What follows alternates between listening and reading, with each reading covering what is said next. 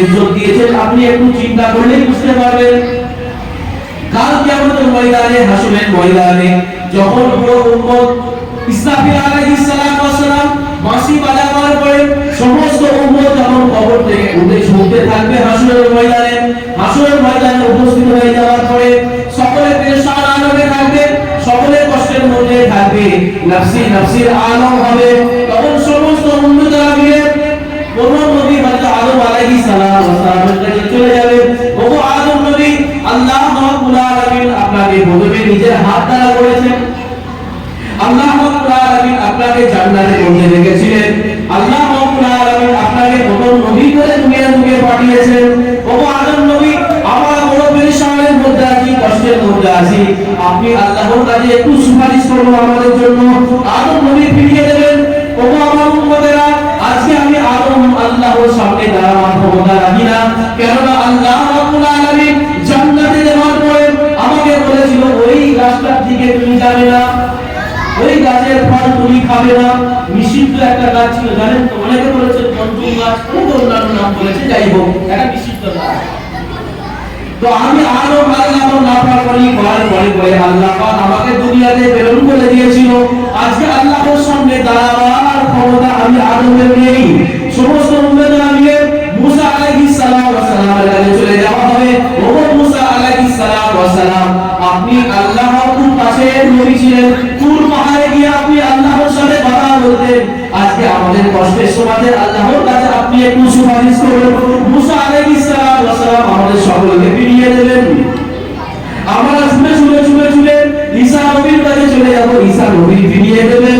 দাউদ নবীর কাছে যাব, দাউদ নবী ফিরিয়ে দেবেন। ইউসুফ নবীর কাছে যাব, ইউসুফ নবী ফিরিয়ে দেবেন। এইভাবে সমস্ত নবীরা সমস্ত উম্মতকে ফিরিয়ে দেবেন। আমরা সর্বশেষে হুজুরে পাক সাল্লাল্লাহু আলাইহি ওয়াসাল্লামের আখেরি নবী জনাবে মুহাম্মদুর রাসূলুল্লাহর কাছে চলে যাব। ওগো শেষ নবী, আখেরি নবী, ইমামুল আম্বিয়া, সরওয়ারে কায়নাত হুজুর সাল্লাল্লাহু আলাইহি ওয়াসাল্লাম সমস্ত নবীর দরবারে গিয়েছিলাম, সমস্ত নবীরা ফিরিয়ে দিয়েছে। শেষে আপনার কাছে এসেছি, আপনি দয়া করে আমাদেরকে ফিরাবেন না। কোথায় যাব? শেষে কার কাছে যাব? শেষে আমার আপনার নবী, কথা বুঝে যাচ্ছে পরিষ্কার? আমার আপনার নবী, শেষ নবী জনাবে মুহাম্মদুর রাসূলুল্লাহ সাল্লাল্লাহু আলাইহি ওয়াসাল্লামের কাছে শেষে আমরা যাব। যখন শেষ নবী, আখির নবী, আপনি আল্লাহর কাছে দরখাস্ত করুন। সমস্ত নবীর দরবার থেকে আমাদেরকে ফিরে আসতে হয়েছে, আপনি যদি এখন ফিরিয়ে দেন আমরা আর কোথায় ঠেক পাবো না। আপনি আল্লাহর কাছে সুপারিশ করুন। আল্লাহ নবী সরওয়ারে কায়নাত, তাজদারে মদিনা, আহমদে মুস্তাফা, মুহাম্মদে মুস্তাফা হুজুরে পাক সাল্লাল্লাহু আলাইহি ওয়াসাল্লাম সিজদার মধ্যে পড়ে যাবেন। সিজদার মধ্যে গিয়ে আল্লাহর তারিফ করবেন, আল্লাহর প্রশংসা করবেন। আল্লাহ রাব্বুল আলামিন বলবেন, ওগো আমার হাবিব, মাহাদুর কি চাইবা যে তুমি চাও। আল্লাহর হাবিব আল্লাহ রাব্বুল আলামিনের কাছে সুপারিশ করবেন। আমার উম্মতেরা বড় কষ্টের মধ্যে আছে, বড় পেরেশানির মধ্যে আছে, তাদের হিসাব এবং কিতাবটা শুরু করা হোক। প্রথমে যে সুপারিশ করবে সেটা আমার আপনার হাবিব সরওয়ারে কায়নাত সাল্লাল্লাহু আলাইহি ওয়াসাল্লাম। আজকে আমরা কোন নবীকে পেয়েছি আমরা নিজেরাই বুঝতে পারি, যিনি আমাদের জন্য 63টা বছর যিনি আমাদের জন্য ভেবেছেন, দিন প্রচার করার জন্য গেছেন। তায়েফবাসীরা পাথরের আঘাত করেছে, থুতু নিক্ষেপ করেছে, মেরেছে, পুরো শরীর হুজুরে পাক সাল্লাল্লাহু আলাইহি ওয়াসাল্লামের রক্তে রক্তাক্ত হয়ে গেছে। জুতো মোবারক রক্ত দিয়ে পায়ের সাথে সেটে গেছে, আটকে গেছে আটার মতো। হুজুর আলাইহিস সালাতু ওয়াস সালাম বেহুশ হয়ে গেছেন। আঙ্গুরের বাগানে একটা গাছের নিচে হুজুর সাল্লাল্লাহু আলাইহি ওয়াসাল্লাম শুয়ে পড়েছেন। এমন অবস্থায় একটা ইহুদি এসেছে। ইহুদি আসার পরে আল্লাহ রাসূলকে তুলেছেন, তোলার পরে এক গ্লাস আঙ্গুরের রস পেশ করেছে। কিসে? আঙ্গুরের রস। ইয়া রাসূলুল্লাহ, হাবিবাল্লাহ, আমার তরফ থেকে এটা হাদিয়া, আপনি পান করুন। এটা ইহুদি। আল্লাহ নবীর হুঁশ ফেরার পরে আল্লাহ নবী সর্বপ্রথম বললেন, আমি আঙ্গুরের রসটা পান করতে পারি, কিন্তু তুমি আমার উপরে ঈমান আনবে কিনা বলো। রক্তে রক্তাক্ত, পেরেশান আলো, বেহুশ হয়ে গেছে, কিছু দিয়ে দাও। রাসূল আমার বলেননি, তখনও বলেননি, এখনো কবর মোনাজাতের মধ্যে রাসূল আমাদের কথা চিন্তা করছেন, উম্মতের কথা চিন্তা করছেন। কাল কিয়ামতের ময়দানে যখন সমস্ত নবীরা, সমস্ত উম্মত ইয়া রাব্বি নফসি ইয়া রাব্বি নফসি ইয়া রাব্বি নফসি, চারিদিক থেকে রাব্বি নফসি রাব্বি নফসি, আল্লাহ আমার কিভাবে চারিদিক থেকে আওয়াজ আসবে, একটা কোন থেকে আওয়াজ আসবে, ইয়া রাব্বি উম্মতি ইয়া রাব্বি উম্মতি ইয়া রাব্বি উম্মতি, সেটা আর কেউ নয় সারওয়ারে কায়নাত আমার আপনার নবী হুজুরে পাক সাল্লাল্লাহু আলাইহি ওয়াসাল্লাম। বলুন না সুবহানাল্লাহ, জবাব হবে না? এটা আমার আপনার নবী। সমস্ত নবী তারা নিজেদের উম্মত তো দূরের কথা, নিজেদের জন্য ঈসা বলেন, মুসা বলেন, ইউসুফ বলেন, আদম বলেন, যত নবী এসেছেন লক্ষ লক্ষ নবী, সকলে বলতে ইয়া রাব্বি নফসি। আর শুধুমাত্র একটা নবী আল্লাহ পাক যাকে প্রথমে তৈরি করেছিলেন, সৃষ্টি করেছিলেন, শেষে পাঠিয়েছেন, আল্লাহ পাক যার জন্য বলেছিলেন আজরাইল ফেরেশতাকে যখন পাঠিয়েছিলেন, ও আজরাইল আমার নবীর সাথে কোনো রকমের বিয়াদবি করবে না, ঘরে প্রবেশ করার পূর্বে সালাম দিয়ে প্রবেশ করবে এবং আমার হাবিবকে বলবে আপনার যদি ইচ্ছা হয় আপনি এখনো থাকতে পারেন, আর আপনি যদি আল্লাহর সাথে দিদার করতে চান আল্লাহ পাক আপনার নির্দেশে আছে। আমাদের জন্য কেউ বলবে আজরাইল ফেরেশতা এসে যান প্রবেশ করার জন্য যে আপনার থাকতে মন চাইলে থাকবেন, আসতে মন চাইলে আসবেন, বলবেন না? কিন্তু আল্লাহর হাবিবের সামনে গিয়ে আজরাইল ফেরেশতা তিনি বলছেন, আল্লাহ পাক বলেছেন আপনি চাইলে থাকতে পারেন, আর আপনি যদি চান আল্লাহর সাথে দিদার করতে পারেন, আল্লাহ আপনার কাছে আল্লাহর কাছে আপনাকে ডেকেছেন। আল্লাহর হাবিব সাল্লাল্লাহু আলাইহি ওয়াসাল্লামের কাছে জিবরাইল আজরাইল ফেরেশতা আলাইহিস সালাম এসে বললেন। তাহলে কোন নবীর উম্মত আমরা হতে পেরেছি? আমাদের চিন্তা করা দরকার। আজকে আমাদের পরিবেশ পরিস্থিতিতে যদি আমরা দেখি, তাহলে আমরা এমন ভাবে ঘুরি, এমন ভাবে পোশাক আশাক করি যে আমরা যে গায়ের কম না মুসলমান আমাদের চেনা বড় মুশকিল। একজনকে সালাম দেব, কিভাবে তাকে সালাম দেব, এমন ভাবে সে পোশাকটা পরেছে, এমন ভাবে সে চুলের ডিজাইনটা করেছে, এমন ভাবে সে তার চলাফেরার স্টাইল, তাকে সালাম দিতে হয় যদি এটা মুসলিম না হয়, অমুসলিম হয়। আচ্ছা আপনাদের এইদিকে ওই ছেঁড়া প্যান্ট ইত্যাদি পরা হয় তো, পরে তো? আচ্ছা বলুন তো, নামাজের মধ্যে একটা ফরজ আছে সতর থাকা, জানেন তো? একটা ফরজ আছে সতর থাকা। এই ছেঁড়া প্যান্টটা পরলে সতর থাকা হবে তো? সতর থাকা হবে না। ওই প্যান্টটা পরে নামাজ হবে? এটা ইহুদিদের যে একটা চক্রান্ত, বড় চক্রান্ত, যে আমাদেরকে শেষ করার চেষ্টা আমরা বুঝতে পারছি না। অথচ আপনি গায়ের পর অমুসলিমদের দেখেন, তারা কিন্তু এতটা পড়ে না। এই মুসলমানের বাচ্চারা এগুলো বেশি পড়ে। একটা এমন পোশাক তারা তৈরি করেছে যেটা পরলে মুসলমান মসজিদে উঠতে পারবে না, আর সেই পোশাকটাকে আজকে আমরা গ্রহণ করেছি, আজকে তাদের অনুসরণ করে চলছি। আজকে যদি মাহফিলে আমি জিজ্ঞাসা করি 10টা নবীর নাম বলুন তো, অনেকেই বলতে পারবে না। যদি বলি 10টা সাহাবীর নাম বলুন তো, অনেকেই বলতে পারবে না। যদি বলি 10টা বড় বড় আল্লাহর ওলিদের নাম বলুন তো, দু একটা ছাড়া দাদা হুজুরের নাম বলতে পারবে, হয়তো খাজা মঈনুদ্দিন চিশতির নাম বলতে পারবে, হয়তো দুই একটা ছাড়া বলতেই পারবে না। আর যদি বলি 10টা নায়ক নায়িকাদের নাম বলতো, ফটফট করে বলবে। 10টা খেলোয়াড়দের নাম বলতো, সে ফটফট করে বলে দেবে। আরে দুর্নীতিটা ঠিক বলছে। আজকে আমরা কোথায়, কাদের অনুসরণ করছি? আল্লাহ নবী সাল্লাল্লাহু আলাইহি ওয়াসাল্লাম পবিত্র জামানে আজ থেকে 1000 বছর পূর্বে ভবিষ্যৎবাণী করে দিয়ে গেছেন, মান তাশাব্বাহা বিকওমিন ফাহুয়া মিনহুম। আল্লাহ হাবিব সাল্লাল্লাহু আলাইহি ওয়াসাল্লাম ইরশাদ করেছেন, যে ব্যক্তি যে জাতিকার অনুসরণ করে চলবে তার হাসরটা তার সাথে হবে। আজকে যদি আমি মুখে দাবি করি যে আমার হাসরটা রাসূলুল্লাহর সাথে হবে, আর আমি মহব্বত যদি রাখি গায়ের কমবে, আমার হাসরটা রাসূলের সাথে হবে না, গায়ের কমদের সাথে হবে। আমি যদি আজকে মহব্বত না কোন নায়ক নায়িকাদের সাথে রাখি, আর আমি বলি আমার হাসরটা সাহাবাদের সাথে হোক, আমার হাসরটা পীর মাশায়েখদের সাথে হোক, আমার হাসরটা পীর মাশায়েখদের সাথে হবে না, আমার হাসরটা নায়ক নায়িকাদের সাথে হবে। আর যদি আমার আপনার হাসরটা নায়ক নায়িকাদের সাথে হয়, তাহলে একটা জান্নাতুল ফেরদাউস নাকি কি বলছে জান্নাতুল ফেরদাউস তো। সেজন্য পরিবর্তন হওয়ার সময় এসেছে। দেশ কিন্তু অনেক একটা বড় সময়ের উপর দিয়ে অতিক্রম করছে। আমাদের ভারতবর্ষ কম বেশি সকলে জানে যে আমাদের দেশ ভারতবর্ষ একটা বড় সংকটময় জিনিসের উপর দিয়ে অতিক্রম করছে। মাঝে মাঝে দেখেন কিছুদিন পূর্বে আমাদের সামনে থেকে আমাদের বাবরি মসজিদ হাতছাড়া হয়েছে কি ভাই? হয়েছে। আমরা আনন্দ না দুঃখ? মসজিদ হারিয়েছে আমরা নিশ্চয়ই দুঃখিত।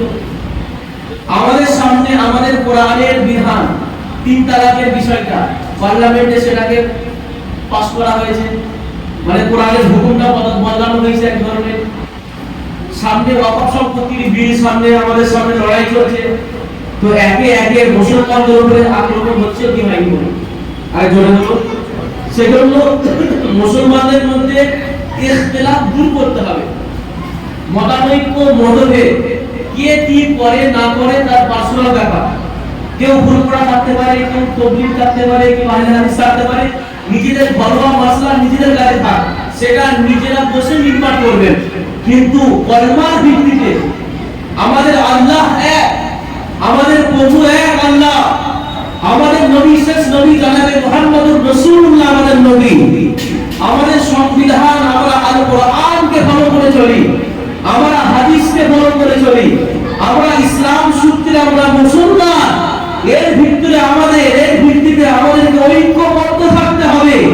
আমাদের দেশ, আমাদের পরিস্থিতি, মুসলমানদের অবস্থা খুব একটা ভালো।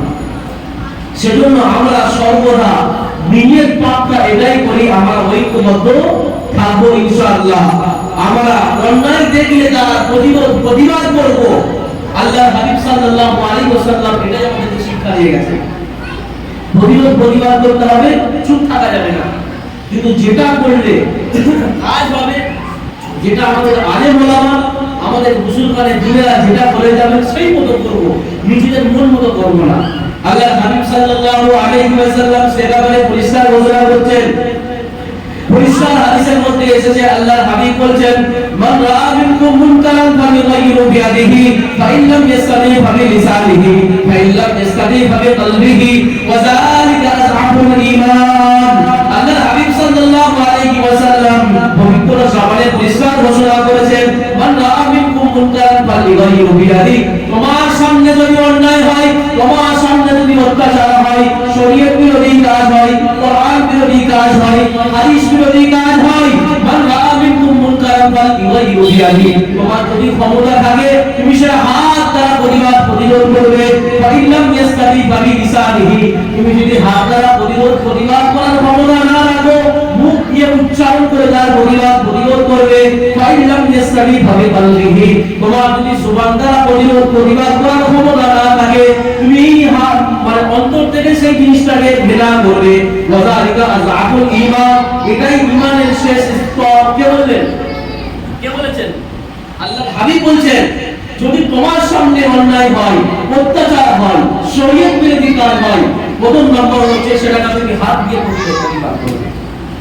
আর এমন জায়গায় তুমি ফেসে গেছো যেটাকে তুমি যে পরিস্থিতিতে হাত দিয়ে উঠতে পারবে না, তাহলে রাসূলের দ্বিতীয় নম্বর কথা হচ্ছে জবান দিয়ে প্রতিবাদ করতে হবে। যেটা অন্যায় হচ্ছে আপনার সামনে, আপনি দেখছেন একটা গরিব মানুষের বংশকে একটা শক্তিশালী লোক মেরে নিচ্ছে, ভাই না? একজন ব্যক্তি ক্ষমতায় আছে আর একজন ব্যক্তি এদিন অসহায়, বা তার সামনে সেরকম লোক নেই, গরিব মানুষ। দেখা গেল যে ব্যক্তি ক্ষমতাসীন তাকে দাবিয়ে দিয়ে তার হকটা মেরে নিচ্ছে, তার জমি জায়গাটা মেরে নিচ্ছে, বা তার টাকা মেরে নিয়েছে, বা তার সম্পত্তি লুণ্ঠন করছে, লুট করে নিচ্ছে। আপনি একজন রাসূলের উম্মত হিসাবে, আল্লাহর বান্দা হিসাবে যদি সেই জায়গায় প্রতিবাদ না করেন, আপনার মধ্যে ঈমান নাই, এটা মনে রাখবেন। আপনার আমার সামনে যদি আমাদের বেদিনেরা কোরআনের উপরে আক্রমণ করে, হাদিসের উপরে আক্রমণ করে, নবীর চরিত্রের উপরে আক্রমণ করে, সাহাবায়ে কেরামের চরিত্রের উপরে আক্রমণ করে, আমাদের বুজুর্গদের দিনের ব্যাপারে কোন মন্তব্য করে, প্রতিবাদ করব, আমার জবান দিয়ে উচ্চারণ করে তার প্রতিবাদ করব। যদি আমি করতে না পারি, আমি প্রকৃতপক্ষে মুমিন নই। আমি হয়তো মুখে দাড়ি রেখে টুপি করে জুম্মার নামাজ পড়তে যাচ্ছি, কিন্তু হকটা না বলার কারণে, মানুষের পাশে না দাঁড়ানোর কারণে প্রকৃতপক্ষে আমি মুমিন নই। কেননা আমার অন্তরে রাসূলের মহব্বত নেই। যদি রাসূলের মহব্বত থাকতো, আমি তার প্রতিবাদ করতাম। কেননা আল্লাহ হাবিব সাল্লাল্লাহু আলাইহি ওয়াসাল্লামকে মহব্বত করা, ভালোবাসা, এটাও একটা ঈমানের অঙ্গ। এটাও কি একটা ঈমানের অঙ্গ। মিশকাত শরীফের মধ্যে আল্লাহর নবী পরিষ্কার ঘোষণা করছেন, হাদিসটা লক্ষ্য করবেন। আল্লাহর নবী বলেন, ক্বালা রাসূলুল্লাহ সাল্লাল্লাহু আলাইহি ওয়াসাল্লাম, লা ইউমিনু আহাদুকুম হাত্তা ইয়াকুলা হাওয়াহু তাবাআন লিমা জিতু বি। অন্য হাদিসে বলেন, লা ইউমিনু আহাদুকুম হাত্তা ইয়াকুনা আহাব্বা ইলাইহি মিন ওয়ালিদিহি ওয়া ওয়ালাদিহি ওয়ান নাসি আজমাইন। আল্লাহর নবী বলেন, লা ইউমিনু আহাদুকুম, তোমরা প্রকৃতপক্ষে পরিপূর্ণ মুমিন ততক্ষণ হতে পারবে না হাত্তা আকুনা আহাব্বা ইলাইহি মিন ওয়ালিদিহি ওয়া ওয়ালাদিহি ওয়ান নাসি আজমাইন, যতক্ষণ পর্যন্ত তোমার কাছে তোমার ছেলেপুলে, তোমার পিতামাতা, তোমার সন্তান সন্ততি এবং পৃথিবীর বুকে যা কিছু আছে সকলের থেকে প্রিয় আমি রাসূল না যতক্ষণ পর্যন্ত হতে পারছি, তোমরা প্রকৃতপক্ষে মুমিন হতে পারবে না। কে বললেন? কে বললেন? আল্লাহর নবী বললেন যে তোমরা প্রকৃতপক্ষে মুমিন ততক্ষণ পর্যন্ত হতে পারবে না যতক্ষণ পর্যন্ত তোমাদের কাছে আমি রাসূল, তোমাদের ছেলেপুলে, তোমাদের পিতামাতা, তোমাদের স্ত্রী এবং পৃথিবীর বুকে যা কিছু আছে সকলের থেকে প্রিয় আমি রাসূল না হচ্ছি, ততক্ষণ পর্যন্ত তুমি প্রকৃতপক্ষে মুমিন নয়। ওমর রাদিয়াল্লাহু তাআলা আনহু তিনি বললেন, ইয়া রাসূলুল্লাহ, পৃথিবীর বুকে যা কিছু আছে সকলের থেকে আপনি আমার কাছে প্রিয়, কিন্তু আমার জানের থেকে নয়। কি বললেন? ইসলামের দ্বিতীয় খলিফা তিনি বললেন যে সকলের থেকে প্রিয়, কিন্তু আমার জানের থেকে প্রিয় আপনি নন। আল্লাহ নবী বললেন, ওগো ওমর, তুমি এখনো পর্যন্ত প্রকৃতপক্ষে মুমিন হতে পারোনি। ওমর রাদিয়াল্লাহু তাআলা আনহু বললেন, ইয়া রাসূলুল্লাহ, হাবিবাল্লাহ, আমার জানের থেকে আপনি বেশি প্রিয়। আল্লাহ রাসূল বললেন, এখন তুমি প্রকৃতপক্ষে মুমিন হবে। ইসলামের দ্বিতীয় খলিফা ওমর রাদিয়াল্লাহু তাআলা আনহু, মানে যাকে দেখলে শয়তান দূর থেকে ছুটে পালিয়ে যায়, তেমন একজন মহান ব্যক্তি, তিনি বলছেন যে আমার জানের থেকে আপনি প্রিয় নয়। নবীজি বললেন, ওমর, তুমি এখনো প্রকৃতপক্ষে পরিপূর্ণ মুমিন হওনি। ওমর রাদিয়াল্লাহু তাআলা বললেন, ইয়া রাসূলুল্লাহ, হাবিবাল্লাহ, আপনি আমার জানের থেকে বেশি প্রিয়। আল্লাহ নবী বললেন, ওমর, তুমি মুমিন হয়েছো, এখন তুমি মুমিন হয়েছো। সেজন্য আমাদের প্রথম দায়িত্ব এবং কর্তব্য হচ্ছে এটা। আজকে আমরা সিরাতুন নবী জলসা থেকে, বিশ্ব নবী দিবসের অনুষ্ঠান থেকে প্রতিজ্ঞাবদ্ধ হয়ে যাব যে আমাদের সামনে যদি অন্যায় অত্যাচার হয়, আমরা মুসলিমের পাশে দাঁড়াবো ইনশাআল্লাহ। শরীয়ত বিরোধী যদি কাজ হয়, কোরআন বিরোধী যদি কাজ হয়, হাদিস বিরোধী যদি কাজ হয়, কারো ষড়যন্ত্র থাকে, আমরা প্রতিবাদ করব ইনশাআল্লাহ। এবং আমরা রাসূলের সুন্নাত মোতাবেক চলবো ইনশাআল্লাহ। কি বলছেন? চলবো ইনশাআল্লাহ। তারপরে একটা গুরুত্বপূর্ণ কথা এখান থেকে শুনে যান। আমরা যদি, আচ্ছা বলুন তো, আমরা সকলে কাল কিয়ামতের ময়দানে নবীজির কাছাকাছি থাকতে চাই? সবাই থাকতে চাই? নবীজির কাছাকাছি থাকতে চাই? হাত তুলে দেখান। নবীজির কাছাকাছি থাকতে, মাশাআল্লাহ। আল্লাহ নবী বলছেন, যদি কাল কিয়ামতের ময়দানে আমার উম্মত আমার কাছাকাছি থাকতে চায়, তারা যেন আমি রাসূলের উপরে বেশি বেশি দরুদ শরীফ পড়ে। বলুন সুবহানাল্লাহ। দরুদ শরীফ পড়বেন ইনশাআল্লাহ বেশি বেশি। একবার দরুদ শরীফ পড়লে পারলে কি হবে? একবার যদি দরুদ নবীর উপরে পড়ালে কি হবে? কে বলতে পারবো? পড়ালে মারহাবা। এই যে বাচ্চা ছেলেটা, তাদের বাচ্চা জানি না, আল্লাহ আমাদের বলে দিল 10টা। শুধু 10টা নেকি নয়, 10টা গুনাহ আল্লাহ পাক মাফ করবেন। তার সাথে 10টা তার মর্তবা আল্লাহ পাক নিজের কাছে উঁচু করে দেন। বলুন না সুবহানাল্লাহ। আল্লাহ নবী সাল্লাল্লাহু আলাইহি ওয়াসাল্লাম পরিষ্কার হাদিসের মধ্যে জানিয়ে দিয়েছেন, হাদিসটা মিশকাত শরীফের মধ্যে আছে, হাদিসটা তিরমিজি শরীফের মধ্যে আছে। আল্লাহর হাবিব ঘোষণা করেছেন, মান সাল্লা ওয়াহিদাতান সাল্লাল্লাহু আলাইহি আশরা।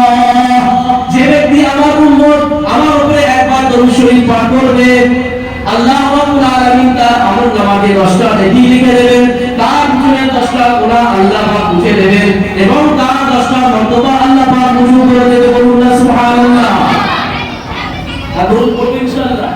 একটা জমিতে ছোট্ট আমল করে দিয়ে যাই, আমল করার চেষ্টা করব, ছোট্ট আমল, কিন্তু তার ফজিলত অনেক বড়। ভালো করে শুনবেন। হাদিসটা আছে তিরমিজি শরীফের মধ্যে।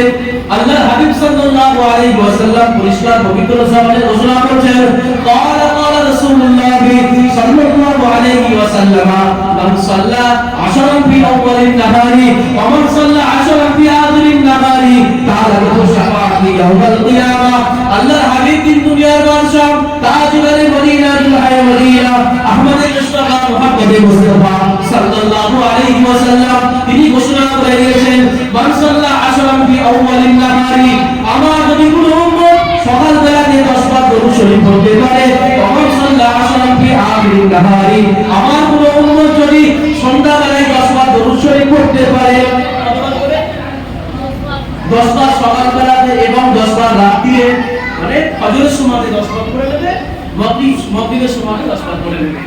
যদি কেউ আমার উম্মত সকাল বেলাতে 10 বার দরুদ শরীফ পড়তে পারে, অবশ্যই আশরান ফি আখিরিন নাহারি, এবং কোন আমার উম্মত যদি সন্ধ্যা বেলায় 10 বার দরুদ শরীফ পড়তে পারে, তার জন্য কি ফজিলত আছে? নবী আকরাম সাল্লাল্লাহু আলাইহি ওয়াসাল্লাম নিজে বলেছেন, তাআলা লাহু শাফাআতি ইয়াউমাল কিয়ামাহ, কাল কিয়ামতের ময়দানে যখন সমস্ত উম্মতেরা পেরেশানির মধ্যে থাকবে, আমি রাসূলুল্লাহ নিজে দায়িত্ব নিয়ে তাদের জন্য সুপারিশ করব। বলুন না সুবহানাল্লাহ। সকালবেলায় 10 বার দরুদ শরীফ আমাদের পড়তে একটু কষ্ট হবে।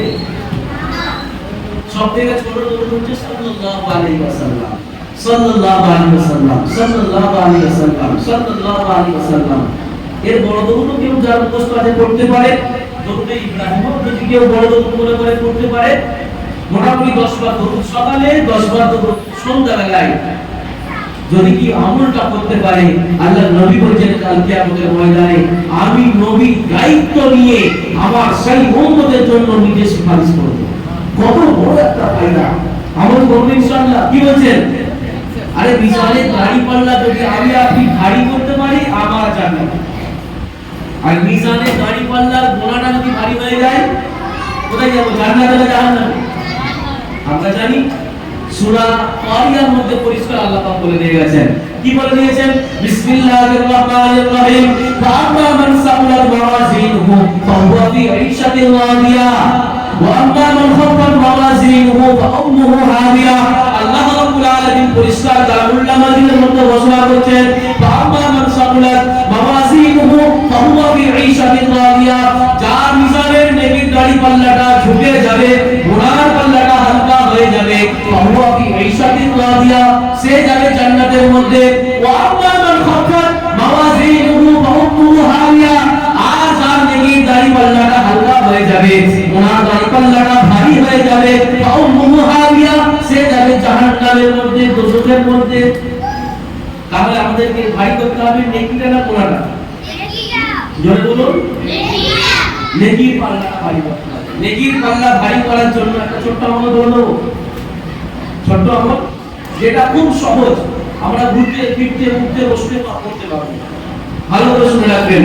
বুখারী শরীফের একদম শেষ হাদিস, আল্লাহ নবী সাল্লাল্লাহু আলাইহি ওয়াসাল্লাম সাহাবায়ে কেরামকে বলছেন, কালিমাতানি হাবিবাতানি ইলা রহমান খাফিফাতানি আলাল লিসান সাকিলাতানি ফিল মিজান। আল্লাহর হাবিব সাল্লাল্লাহু আলাইহি ওয়াসাল্লাম সাহাবায়ে কেরামকে বলছেন, ও আমার সাহাবারা, তোমাদেরকে কি দুটো কালমা এমন আছে বলে দেব যেটা রব্বুল আলামিন খুব পছন্দ করেন, আল্লাহর কাছে খুব প্রিয়, সেই দুটো কালিমা খাফিফাতানি আলাল লিসান, সেটা মুখে উচ্চারণ করতে খুব সহজ, ও সাকিলাতানি ফিল মিজান, এবং মিজানে দাঁড়ি পাল্লাতে সেটা অনেক ভারী হবে। কি হবে? অনেক ভারী হবে। আল্লাহ রাসূলের সাহাবারা আল্লাহ রাসূলকে বললেন, ইয়া রাসূলুল্লাহ, হে হাবিবাল্লাহ, আপনি অবশ্যই আমাদেরকে ওই দুটো কালিমা বলে দিন। আল্লাহ নবী সাল্লাল্লাহু আলাইহি সাল্লাম বলেন, ও আমার সাহাবারা, কান খুলে তোমরা শুনে রাখো, কালিমাতানি হাবিবাতানি ইলা রহমান, দুটো কালিমা এমন আছে যেটা আল্লাহ পাক খুব পছন্দ করেন, খাফিফাতানি আলাল লিসান, যেটা মুখে উচ্চারণ করতে খুব সহজ, সাকিলাতানি ফিল মিজান, এবং মিজানের দাঁড়িপাল্লাতে খুব ভারী হবে। মেন কথা যে মিজানের দাঁড়িপাল্লাতে খুব ভারী হবে, আর ওয়েটফুল। অনেক ইবাদত আছে, কিন্তু আল্লাহর হাবিব এই কলমাটার ব্যাপারে বলেছেন স্পেশাল করে, যেই কলমাটা মিজানের দাঁড়িপাল্লাতে খুব ভারী হবে, ওয়েট খুব বেশি। আল্লাহ নবী সাল্লাল্লাহু আলাইহি ওয়াসাল্লাম সাহাবায়ে কেরামকে বললেন, সেইগুলো কালিমা কান বলে শুনে যাও। সেইগুলো কালিমা হলো সুবহানাল্লাহি ওয়া বিহামদিহি সুবহানাল্লাহিল আযীম। একসাথে আমরা সকলে পড়ি, সুবহানাল্লাহি ওয়া বিহামদিহি সুবহানাল্লাহিল আযীম, সুবহানাল্লাহি ওয়া বিহামদিহি সুবহানাল্লাহিল আযীম। এত ছোট্ট কালিমা যেটা আমরা সকলে পড়তে পারবো, উঠতে বসতে চলাফেরা করতে কাজ কর্ম করতে করতে এই কালিমাটা পড়া যাবে কি যাবে না বলো? তাহলে আমাদেরকে মিজানের দাঁড়িপাল্লা যখন ভারী করতে হবে, আমাদেরকে এই দুটো কালিমা আমরা যেমন ভাবে আমরা নামাজ পড়বো, রোজা রাখবো, তেমন ভাবে কিছু কিছু ছোট আমল আছে, যদি আমরা করতে পারি আল্লাহর রহমতে আমরা মিজানের দাঁড়িপাল্লা আমাদের অনেক ভারী হবে এই পাল্লাটা, এবং আল্লাহ পাক আমাদের বড় মহব্বত করে আমাদেরকে জান্নাতে প্রবেশ করাবে, বলি ইনশাআল্লাহ। তার সাথে সাথে কিন্তু আমরা ফরজ ইবাদত করব, নামাজ পড়ব, রোজা রাখবো, হজ করব, দান সদকা করব, নফল ইবাদত করব, তার সাথে কিন্তু আমাদের পিতামাতাকে খুশি রাখতে হবে। পিতামাতাকে অসন্তুষ্ট করে, পিতামাতার খেদমত না করে, পিতামাতাকে অখুশি করে যদি আমরা পীর সাহেবের দরবারে গিয়ে মুরগি আর হাদিয়া সন্দেশ দিয়ে হবে, কার হবে? বীর মানানো খুব ভালো জিনিস, বায়াত দেওয়া নিজের নার্সের ইসলাহের জন্য। আমি পীর সাহেবের হাতে বায়াত হই কিসের জন্য? নিজের সংশোধনের জন্য, আর তো কিছু না। নিজের সংশোধনের, নিজের আত্মশুদ্ধি, নিজের কিছু আমলের গালাতি হবে। একজনের হাতে বায়াত হলাম মানে তিনি আমার শিক্ষক, তিনি আমাকে ওজিফা দেবেন, আমল দেবেন, আমি পড়বো, এছাড়া কোনো উদ্দেশ্য নেই। কিন্তু আমাদের সব থেকে বড় পীর কে বলবো? সব থেকে বড় পীর কে বলুন? আমাদের পিতা মাতা সব থেকে বড় পীর। যদি আমরা পিতা মাতাকে অসন্তুষ্ট করে আর আমরা চারিদিকে মানুষকে খুশি করি, আল্লাহ পাক খুশি হবেন তো? জনগণ খুশি হবে? হবে না। সেজন্য পিতা মাতার সাথে আমরা কিন্তু দুর্ব্যবহার আর পিতা মাতাকে অখুশি করা যাবে না। দরুদ শরীফ পড়ি একবার, আল্লাহুম্মা সাল্লি আলা।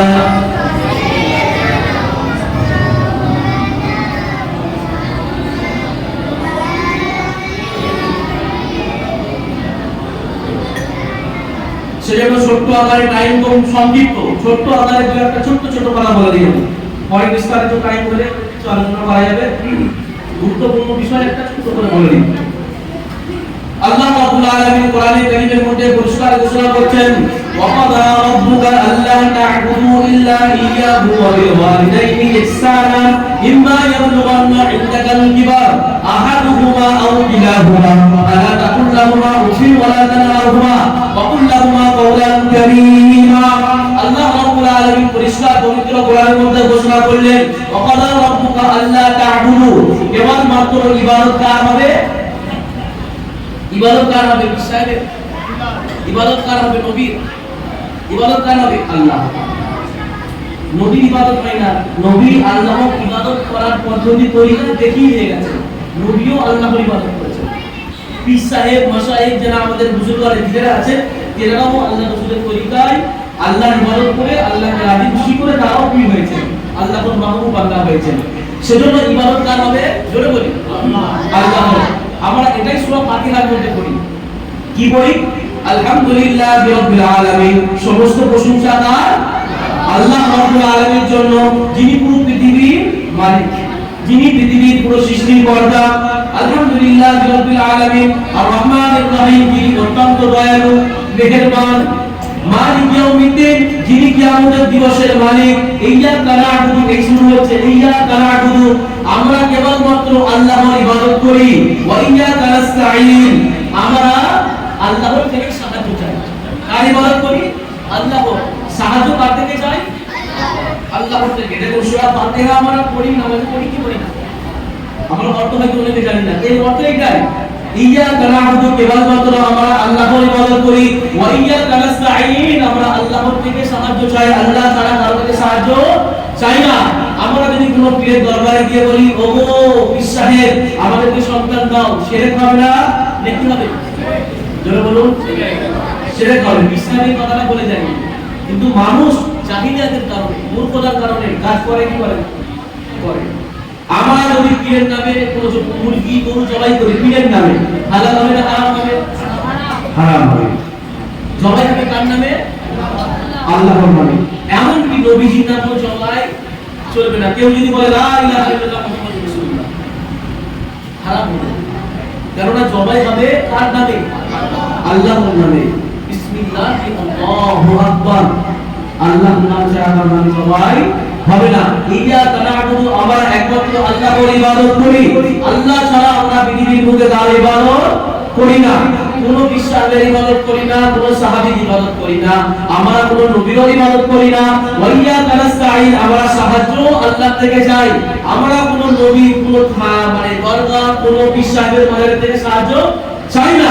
হ্যাঁ, বিশ্বাসের ভাষায় গুজরারে দিনের ওসিলায় দোয়া চাই, ওসিলা দিয়ে নবীজির ওসিলা, মুসলমানের দিনের ওসিলা, বড় আলেম ওলামাদের ওসিলা দিয়ে, ভাই মাসুম বাচ্চা যারা আছে যাদের গোনা লেখা হয়নি তাদের ওসিলা, বা বয়োজ্যেষ্ঠ মুরব্বী আল্লাহ ওয়ালা তাদের ওসিলা দিয়ে আমরা দোয়া করতে পারবো, কিন্তু তাদের থেকে চাইতে পারবো না।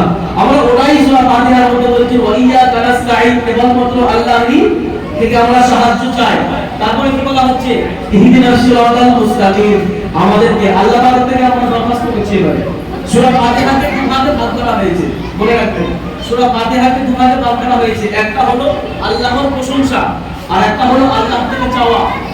আলহামদুলিল্লাহি রাব্বিল আলামিন, আর রহমানির রহিম, মালিকি ইয়াউমিদ্দিন, ইয়্যাকা না'বুদু ওয়া ইয়্যাকা নাস্তাঈন, এইটা আল্লাহর প্রশংসা হয়ে গেল। এরপরে বান্দা আল্লাহর থেকে চাইছে, ইহদিনাস সিরাতাল মুস্তাকিম, ওগো আল্লাহ আমাদেরকে সঠিক সরল পথে চালাও। কোন পথে? সঠিক সরল পথে। সিরাতাল লাযিনা আন'আমতা আলাইহিম, তাদের পথে আমাদেরকে চালান যাদের উপরে আপনি রাজি খুশি, যাদেরকে আপনি পুরস্কার দিয়েছেন, যাদেরকে আপনি ইনাম দান করেছেন, তাদের পথে চালান। তারা কারা? যাদেরকে আল্লাহ পাক পুরস্কার দান করেছেন তারা কারা? সূরা নিসার মধ্যে আল্লাহ পাক এই আয়াতের ব্যাখ্যা করে দিয়েছেন, ওয়া মান ইউতি'িল্লাহ ওয়া রাসূলা ফাউলাইকা মা'আল্লাযীনা আন'আমা আল্লাহু আলাইহিম মিনান নাবিয়্যিনা ওয়াস সিদ্দীকিনা ওয়াশ শুহাদা'i ওয়াস সালিহিন। আল্লাহ পাক চারজনের কথা বলেছেন। কজনের? চারজনের কথা হচ্ছে সিরাতে মুস্তাকিম, যাদেরকে আল্লাহ পাক পুরস্কার দান করেছেন চারজন। আল্লাহ পাক বলেছেন মিনান নাবিয়্যিন, নবীদের কথা হচ্ছে সিরাতে মুস্তাকিম। মিনান নাবিয়্যিন, তারপর আল্লাহ পাক বলেছেন সিদ্দীকিন, সাহাবা কেরামের কথা হচ্ছে সত্য পথ, সিরাতে মুস্তাকিম।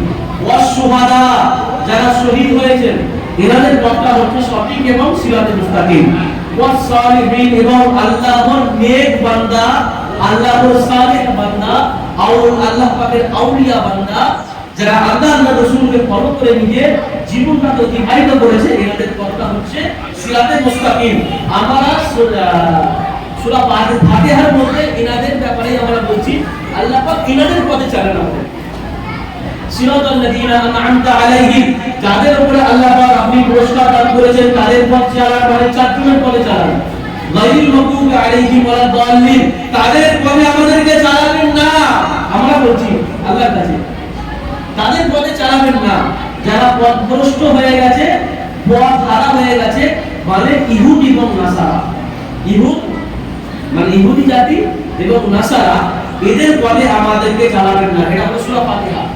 আমার টপিক হচ্ছে সেইখানে, আমি এখানে একটু ব্যাক লাইনে এলাম। তো ইবাদত কার হবে? জোরে বলি, ইবাদত কার হবে? আল্লাহ। আল্লাহ পাক বলেন অকালা রাব্বুকা আল্লাহ তা'বুদু, কেবলমাত্র আমি আল্লাহর ইবাদত তোমরা করবে। তারপরে বলেছেন ওয়াবিল ওয়ালিদাইনি ইহসানা, এবং তোমরা নিজেদের পিতামাতার সাথে সৎ ব্যবহার করবে।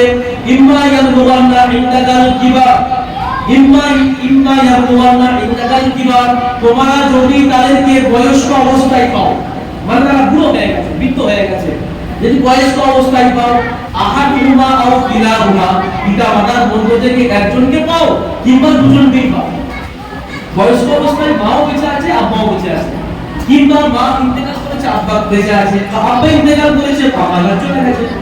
যদি কাউকে দুজনকে একসাথে পাও কিংবা দুজনের মধ্যে একজনকে পাও, ইম্মা ইয়াবলুগান্না ইনদাকাল কিবার আহাদুহুমা আও কিলাহুমা ফালা তাকুল লাহুমা উফিন, তাদেরকে উফ শব্দ পর্যন্ত মুখ থেকে উচ্চারণ করতে দেবে না। পরিষ্কার শুনে যান, তারা যেন তোমার আখলাক, চরিত্র, কথাবার্তা, ওঠা বসাতে মুখ দিয়ে, জবান দিয়ে উফ শব্দ যেন উচ্চারণ না করে, এই পরিস্থিতি যেন না ঘটে, অতএব সজাগ থাকবে তোমরা।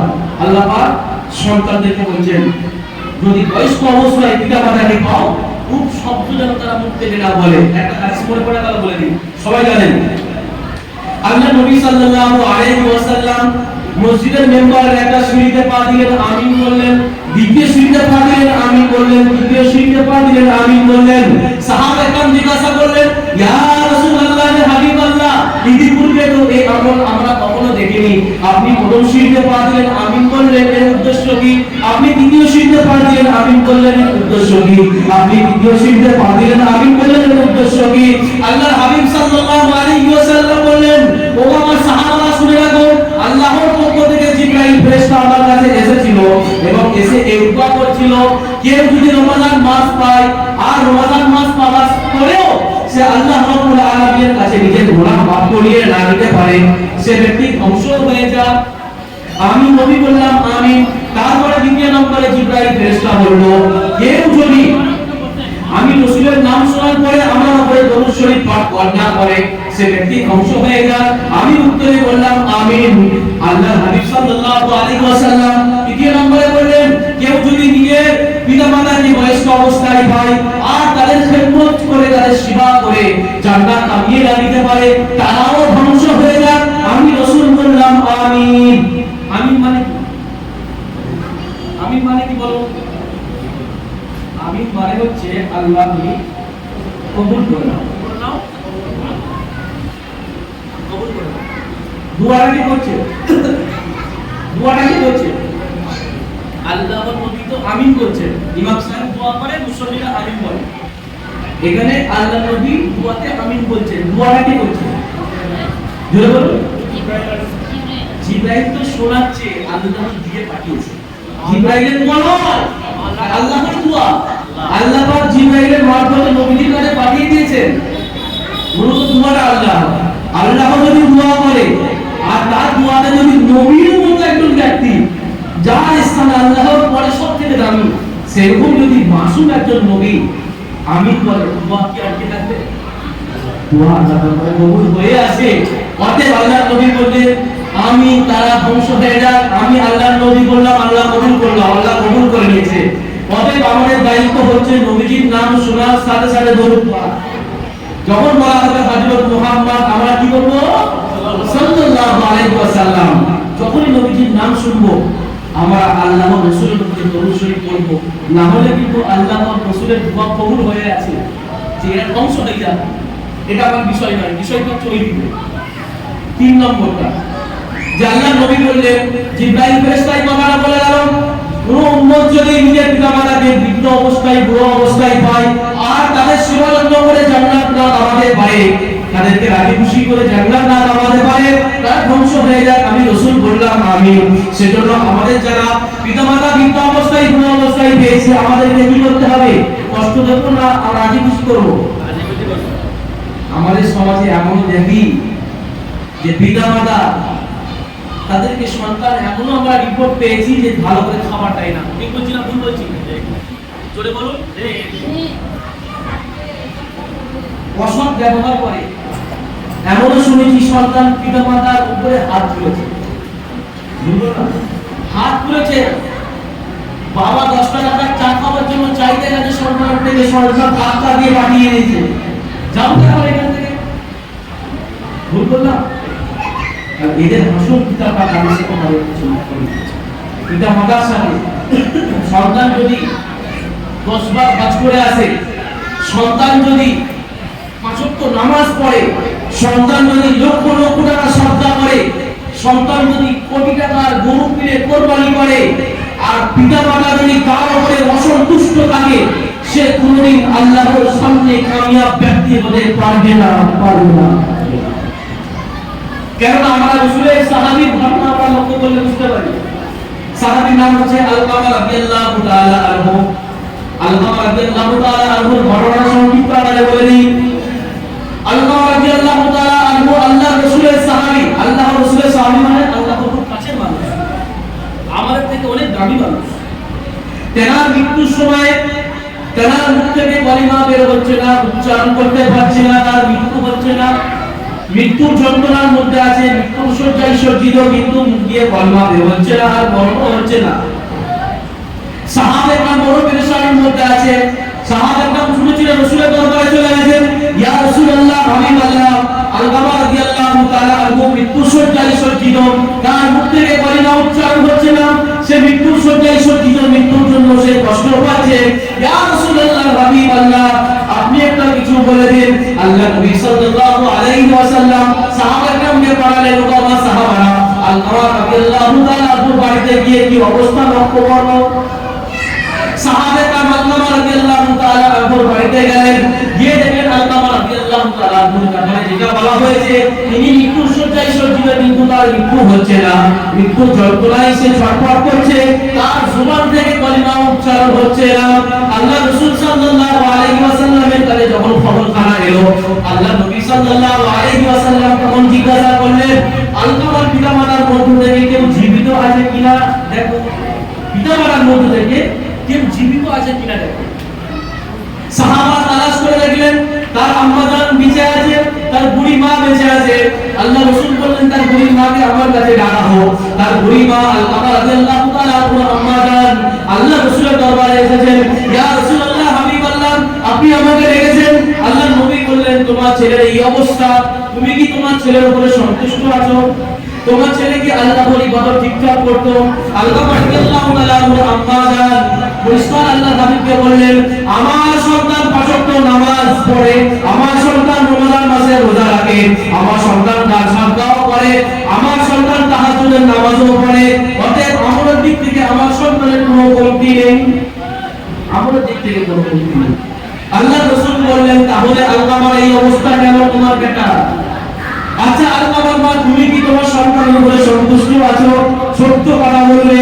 আলকামা রাদিয়াল্লাহু তাআলা আনহু আম্মা জান বললেন, ইয়া রাসূলুল্লাহ, হাবিবাল্লাহ, আলকামা রাদিয়াল্লাহু তাআলা আনহু আমার ছেলে, তার একটা কথা বলাতে আমি মা কষ্ট পেয়েছি। মা একটা কথা দ্বারাই মা কষ্ট পেয়েছে। ইয়া রাসূলুল্লাহ বললেন, ও আলকামার মা, তুমি যে তার ব্যবহারে কষ্ট পেয়েছো, তার কারণে তার এই অবস্থা। আল্লাহ নবী বললেন, ও আমার সাহাবারা, চারিদিক থেকে তোমরা কাঠ জড়ো করো। কি জড়ো করো? কাঠ জোগাড় করো। জোগাড় করে নিয়ে এসো। আলকামা রাদিয়াল্লাহু তাআলা আনহুকে আজকে আমরা কাঠ দ্বারা যেহেতু আজকে পুড়িয়ে দেব, যেহেতু আমাদের পেয়ে দেওয়া হবে। আলকামা সাহাবী, নবীজি বলছেন, মায়ের জান যতই হোক সন্তান, ছেলে মায়ের সাথে দুর্ব্যবহার করেছে, মায়ের সাথে ঝগড়া করেছে, মায়ের সাথে ছেলে কথা বলে না, কিন্তু আম্মা জান লুকিয়ে লুকিয়ে খবর নেয় যে আমার ছেলে কি কলকাতা থেকে এসেছে বা আমার ছেলে কি দিল্লিতে গেছে। লুকিয়ে লুকিয়ে মা খবর নেয়। ভুল বলছে না ঠিক বলছে? ওই ছেলে যদি কোনো রকমে মা শোনে যে আমার ছেলে পড়ে গিয়ে তার পা ভেঙে গেছে, হাত ভেঙে গেছে, চোট লেগে গেছে, কেউ ছুটে যাক আর না যাক, ওই যে মা যতই তাকে যার সাথে কথা বলে না, ওই মাই আগে ছুটে যাবে। কি বললাম? যে মা জননী কম বেশি 10 মাস 10 দিন নিজের সন্তানকে গর্ভে রেখেছে, আল্লাহর নবী বলছেন যে মা এত কষ্ট করেছে, মা তাকে লালন পালন করেছে, 2 থেকে 2.5 বছরের কাছাকাছি তাকে নিজের স্তনে দুধ পান করিয়েছে। সন্তান যদি নিজের চামড়া ছিঁড়ে, নিজের চামড়া খুলে জুতো বানিয়ে নিজের মাকে জুতো পরতে দেওয়া হয়, তাও এক ভোট দুধের ঋণ শোধ করতে পারবে না সেই মা। আল্লাহ রাসূল সাল্লাল্লাহু আলাইহি ওয়াসাল্লাম বললেন, কাঠ জোগাড় করা হোক, কাঠ জড়ো করা হোক, আলকামাকে যেহেতু জ্বালিয়ে দেওয়া হবে। আলকামা রাদিয়াল্লাহু তাআলা আনহু আম্মা জান বলেন, ইয়া রাসূলুল্লাহ, হাবিবাল্লাহ, আমার সন্তানকে আমার সামনে পোড়ানো হবে যেহেতু অবস্থায়, আমি মা জননী সহ্য করতে পারবো না। আল্লাহ নবী বললেন, ও আলকামার মা, আগুন যদি আলকামা সহ্য করতে না পারে, কাল কিয়ামতের ময়দানে হাসরের ময়দানে আলকামাকে যখন আপনার অসন্তুষ্টির কারণে আল্লাহ পাক জাহান্নামে নিক্ষেপ করবেন, আলকামা জাহান্নামের আগুন কিভাবে সহ্য করবে? 100 ভাগ আগুনের মধ্য থেকে দুনিয়াতে একটা ভাগ আগুন দেওয়া হয়েছে, এক ভাগ। 99 ভাগ জাহান্নামের মধ্যে আছে। এই এক ভাগ আগুন, আমরা যে পৃথিবীতে আগুন দেখছি 1% আগুন 100 ভাগের, এতেই ঘর বাড়ি ছাড়খাড় হয়ে যাচ্ছে। লোহার মতো শক্তিশালী একটা বস্তু গলে যাচ্ছে, কাঁচের মতো একটা জিনিস গলে মমের মতো হয়ে যাচ্ছে, চারিদিকে হাহাকার হয়ে যাচ্ছে। 1% আগুন আল্লাহ পাক কিয়ামতের সময় এই 1% আগুনকে আবার তুলে নিয়ে 100% করে দেবেন। আল্লাহ নবী বললেন, কাল কিয়ামতের ময়দানে কঠিন হাসরের দিনে আল্লাহ পাক যখন আলকামাকে জাহান্নামে নিক্ষেপ করবেন, আল্লাহ পাক আলকামা তখন কিভাবে জাহান্নামের আগুন সহ্য করবে? আলকামা বললেন, মা তো মা ইয়া রাসূলুল্লাহ, আমি বললাম আমার কি করণীয় আছে আপনি বলুন। আল্লাহ নবী বললেন, ওগো আলকামার মা, আপনি যদি আপনার সঠিক দিক থেকে নিজের সন্তানকে ক্ষমা করে দিতে পারেন, আল্লাহ রাব্বুল আলামিন ক্ষমা করে দেবেন। কি বললেন? আপনি যদি নিজের দিক থেকে আপনার সন্তানকে ক্ষমা করে দেন, আল্লাহ পাক ক্ষমা করে দেবেন। কারণ এটা হুকুকুল ইবাদ। টাইম সংক্ষিপ্ত, নালে হুকুকুল ইবাদ দিয়ে একটা কথা বললাম, 2 মিনিটে বলে দেব। হুকুকুল্লাহ মানে আল্লাহর হক, এদিকে মুতাওয়াজ্জি হবে না, জিনিসটা বুঝে নেন। হুকুকুল্লাহ মানে আল্লাহর হক, হুকুকুল ইবাদ মানে বান্দার হক। হুকুকুল্লাহ হচ্ছে নামাজ, হুকুকুল্লাহ হচ্ছে রোজা, হুকুকুল্লাহ হচ্ছে হজ, হুকুকুল্লাহ হচ্ছে যাকাত, হুকুকুল্লাহ হচ্ছে এগুলো হুকুকুল্লাহ, আল্লাহর সাথে বান্দার হক। কেউ যদি নামাজ না পড়ে, রোজা না রাখে, হজ না করে, কুরবানি না দেয়, এগুলো আল্লাহ পাক চাইলে মাফ করবেন, আল্লাহ পাক চাইলে শাস্তি দেবেন। আল্লাহর সাথে কানেকশন, কোনো বান্দার সাথে কানেকশন নেই। একটা হচ্ছে হুকুকুল ইবাদ, হুকুকুল লাহ থেকে হুকুকুল ইবাদে মানে কঠোর হুকুম, মানে হুকুকুল ইবাদ হচ্ছে বান্দার সাথে কানেকশন। এর থেকে আপনি পয়সা ধার নিয়েছেন, এটা হুকুকুল ইবাদ হয়ে গেছে। সে যদি দেয় ভালো, আর যদি না দেয় আপনি হুকুকুল ইবাদ নষ্ট করেছেন। কাল কিয়ামতের ময়দানে কিন্তু আল্লাহ পাক আপনার ওই অধিকারটা এঁকে দেবে, মানে আপনার নেকি থেকে কেটে নিয়ে এঁকে দেওয়া হবে। আপনি এর জায়গা মেরে নিয়েছেন, আপনি ওর জমি নিয়ে নিয়েছেন, আপনি এর ঘর নিয়ে নিয়েছেন, ইত্যাদি ইত্যাদি, হুকুকুল ইবাদ নষ্ট করেছেন। আল্লাহর হাবিব সাল্লাল্লাহু আলাইহি ওয়াসাল্লাম পবিত্র জবানে পরিষ্কার ঘোষণা করছেন, কাল কিয়ামতের ময়দানে পেটটা বা মাছ জানেন তো, আমেরিকার বই যেগুলো বলা হয় পেটে চর্বি ডিম থাকে, পেট ফোলা।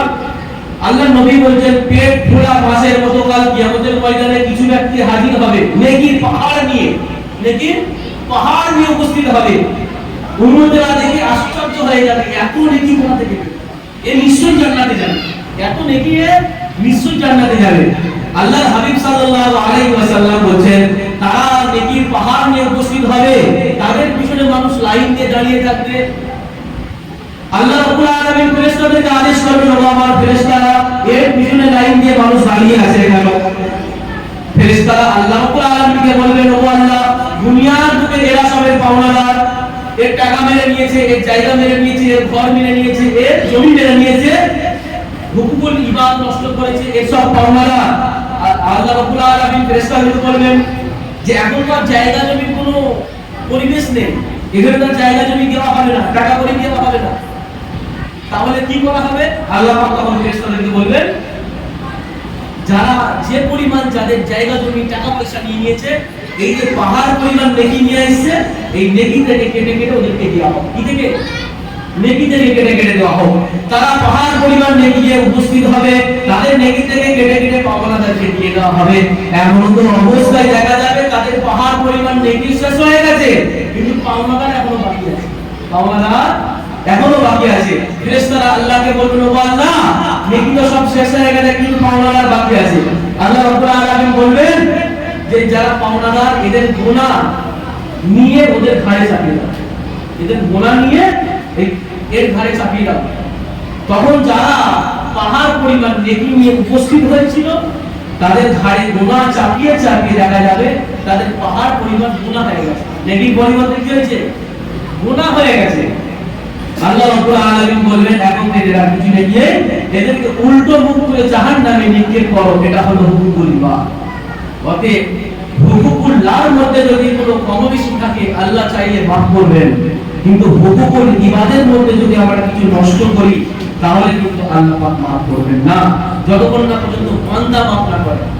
আমি পয়সা দিতে পারিনি, যার কাছে পয়সা নিয়েছি তার কাছে গিয়ে বললাম ভাই দিতে পারিনি, ক্ষমতায় হচ্ছে না, আমি চেষ্টা করব দিয়ে দেবার, আর যদি তার আগে মারা যায় মাফ করে দিস, সে যদি বলে হ্যাঁ যদি মারা যায় মাফ করে দেবো ইনশাআল্লাহ, হয়ে গেল। আর না হলে একজন ব্যক্তি মরে গেছে আর জানাজার সামনে দাঁড়িয়ে বলছে আমি সন্তান বলছি যদি কেউ কমলাদার থাকে আমার সাথে দেখা করবে আর চাইলে আল্লাহর রাস্তায় মাফ করবে, বলে নাকি বলে? আচ্ছা ওই ভাতটা যে নিয়েছে ও কি মাফ করার জন্য? বলুন, তাকে 10,000 20,000 টাকা দিয়েছে সে কি মাফ করে দেওয়ার জন্য? তাহলে এই জিনিসটাই ভুল জিনিস, মাফের কোনো প্রশ্নই নেই। সে যদি অন্তর থেকে মাফ করে, না বললেও সে মাফ করে দেবে, কিন্তু হাত দেওয়া মানুষ দেয় মাফ করার জন্য। অতএব তার আত্মীয় স্বজনরা যদি তার দেয় তো ভালো জিনিস, আর যদি না দেয় কাল কিয়ামতের ময়দানে সে কিন্তু পাকড়াও হবে। এটা হুকুকুল ইবাদ যেটা বলছিলাম। আল্লাহর নবী সাল্লাল্লাহু আলাইহি ওয়াসাল্লাম আলকামা রাদিয়াল্লাহু তাআলা আনহু আম্মাকে বললেন, ওগো আলকামার মা, তুমি যদি সঠিক দিকে আল্লাহর কাছে দোয়া করো এবং নিজের সন্তানকে তুমি ক্ষমা করে দিতে পারো, আল্লাহ রাব্বুল আলামিন ক্ষমা করে দেবেন। আলকামা রাদিয়াল্লাহু তাআলা আম্মার দুটো হাত তুলেছে, ওগো আল্লাহ, আমার সন্তান আমাকে কষ্ট দিয়েছে, আমি তার মা হিসাবে আমি আমার সন্তানকে ক্ষমা করে দিলাম। দুয়া শেষ না হতে হতে আল্লাহ রাসূল বললেন, ও বাবা সাহাবারা ছুটে ছুটে আলকামার ঘরে চলে যাও, আলকামার খবর নিয়ে দেখো কি অবস্থায় আছে। সাহাবারা ছুটে ছুটে গিয়ে আলকামার ঘরে পৌঁছে গেল, সঙ্গে সঙ্গে সাহাবা একদম দেখছেন আলকামা রাদিয়াল্লাহু তাআলা আনহু আম্মাজান ক্ষমা পাওয়ার সাথে সাথে আলকামা রাদিয়াল্লাহু তাআলা আনহু লা ইলাহা ইল্লাল্লাহ মুহাম্মাদুর রাসূলুল্লাহ কলমা পড়তে পড়তে ইন্তেকাল হয়ে গেছে। বলুন না সুবহানাল্লাহ, বলে বলা যাবে না সুবহানাল্লাহ? দেখুন মাকে সামান্য একটু কষ্ট দিয়েছে, সেজন্য সাহাবী এই ঘটনা থেকে আমাদের শিক্ষা নেওয়া দরকার। শুধু পড়ার উদ্দেশ্য ভালো লাগলো শুনলাম চলে গেলাম না, আমাদের শিক্ষা অর্জন করতে হবে যে আমরাও যেন নিজের পিতা মাতার সাথে অসৎ ব্যবহার না করি। ওয়াইস কারণী বলে একটা নাম শুনেছেন? ওয়াইস কারণী পুরাতন ঘটনা, তার সংক্ষিপ্ত একই প্রায়। ওয়াইস কারণী রাদিয়াল্লাহু তাআলা আনহু নবীর যুগের মানুষ ছিলেন।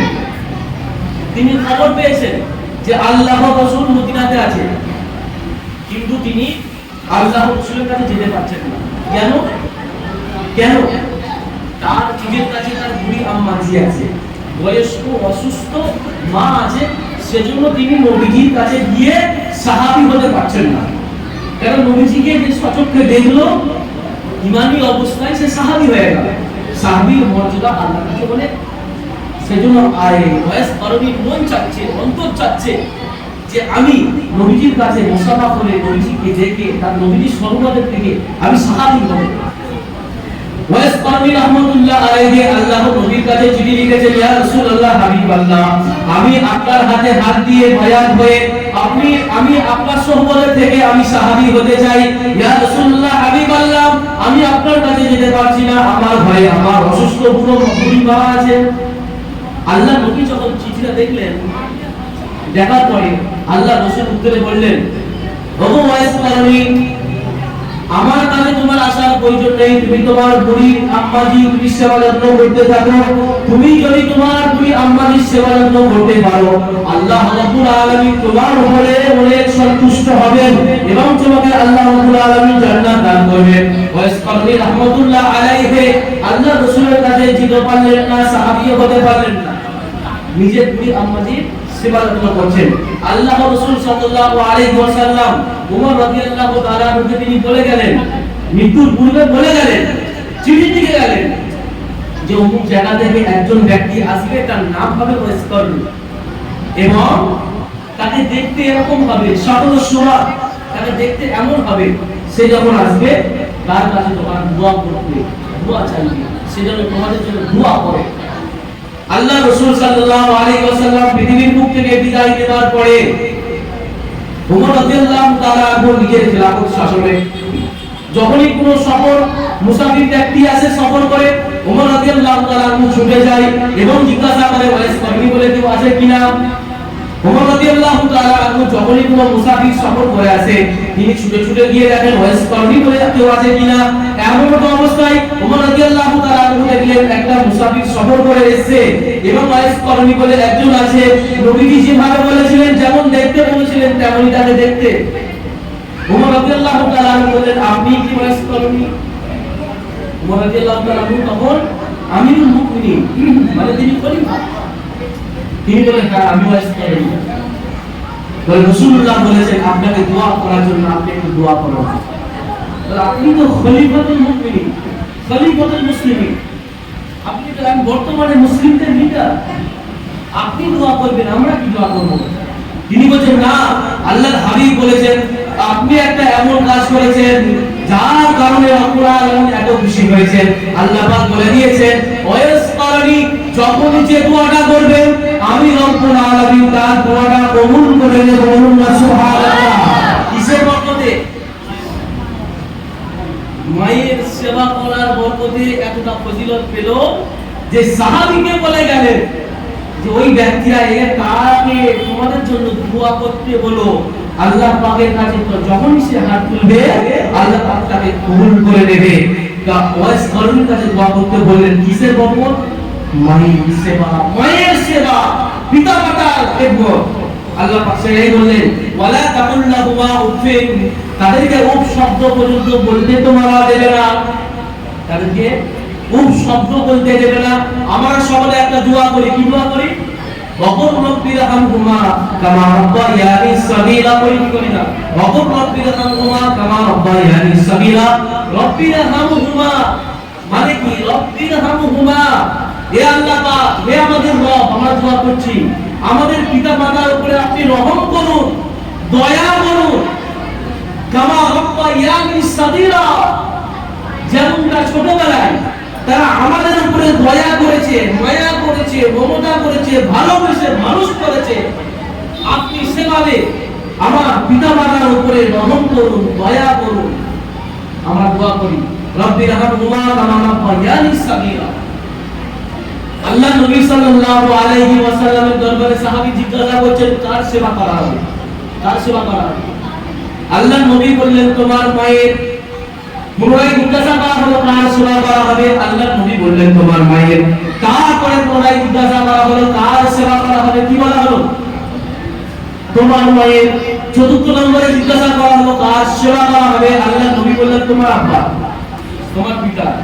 দেখুন প্রথম নম্বরে বললেন তোমার মায়ের, দ্বিতীয় নম্বরে তোমার মায়ের, তৃতীয় নম্বরে তোমার মায়ের, চতুর্থ নম্বরে তোমার পিতা। সেজন্য পিতামাতার সম্মান, শ্রদ্ধা, ভালোবাসা মনে, কিন্তু পিতা এবং মাতার মধ্য থেকে সবথেকে বেশি ভালোবাসার খেদমতের অধিকার হচ্ছে পিতামাতার মধ্য থেকে মা জননী।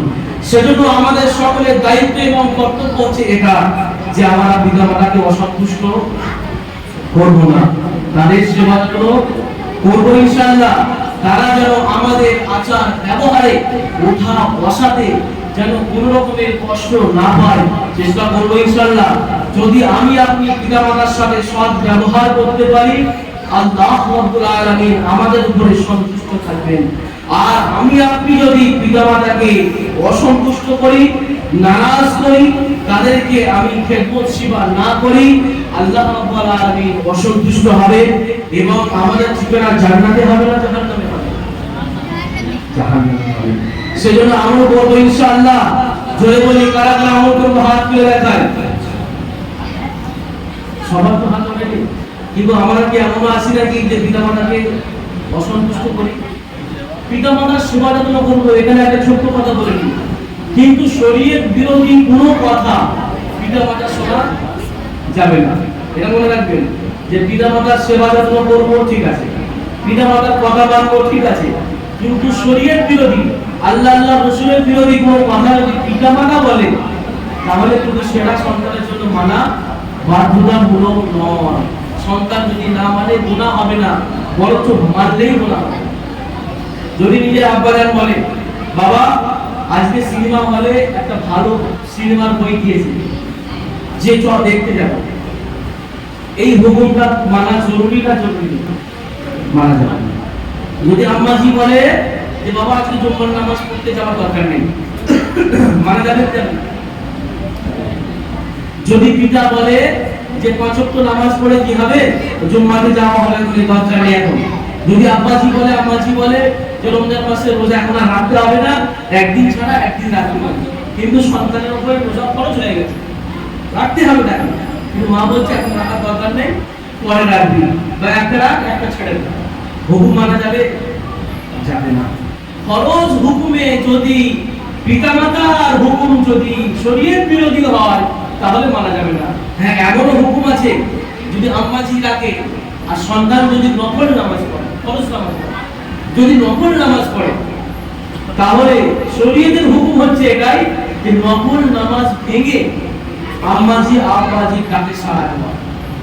গুরুত্ব তো অনেক, কিন্তু নফলের ব্যাপারে, ফরজের ব্যাপারে নয়। আমি হয়তো ঈশার নামাজ পড়ছি, হয়তো আমার আম্মাজি ডাকছে খাবার জন্য বা যেগুলো প্রয়োজনে রেখেছে, এই ঈশার ফরজ নামাজ ভেঙে যাওয়া যাবে না।